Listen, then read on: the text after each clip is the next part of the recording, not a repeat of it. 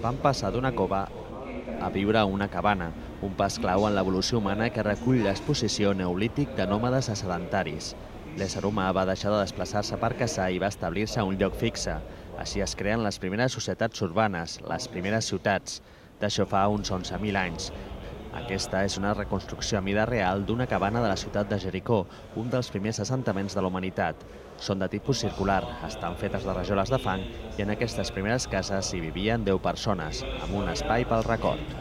Quan algú de la família es moria, l'enterraven a fora, després rescataven el crani o cremaven el cos i, perquè no ho sabem, el que sí sabem és que el crani l'enterraven a dintre de la casa. No?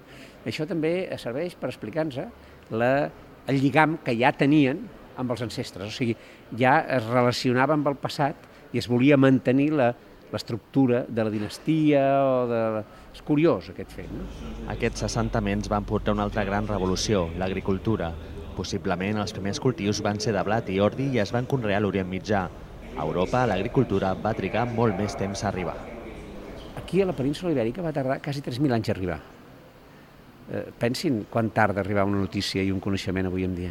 Això també ho explica l'exposició. Ve de part d'una expansió del poblament de l'Orient, de fet. O sigui, aquí trobem les ceràmiques ja elaborades en un moment, no? Trobem els animals domèstics, trobem l'agricultura, tot ve a la vegada perquè és fruit d'una aculturació.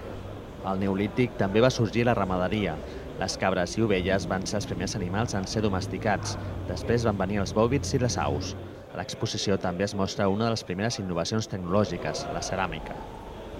Aquí tenim les primeres ceràmiques del món, per exemple, del propi Orient, de la part d'Europa, d'Egipte, i una de Xina, en 18.000 anys, una de Japó en 12.000, i de part de Mesoamèrica en uns 5.000 anys. I també a l'argila es plasma un dels avenços més importants de la humanitat, l'escriptura. Els exemples més antics que s'han trobat pertanyen a la ciutat d'Uruk, a l'actual Iraq. Són de fa 6.000 anys i van néixer davant la necessitat de fer intercanvis de productes, els primers acords comercials.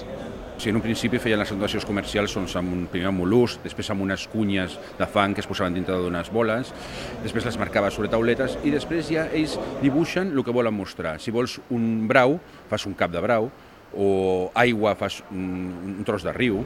Amb el temps, per fer-ho més àgil, es giren aquests signes, es fan més esquemàtics, fins que arriba un moment que es comencen a escriure en comptes d'un punxó pla, un punxó amb cunya, que és el càlamo, i comença el que nosaltres diem escritura cuneiforme. Aquest viatge en el temps cap al Neolític és una exposició de l'obra social La Caixa amb la col·laboració de l'Ajuntament de l'Hospitalet. Es podrà veure un tendal instal·lat a Rambla Marina fins al 18 de novembre.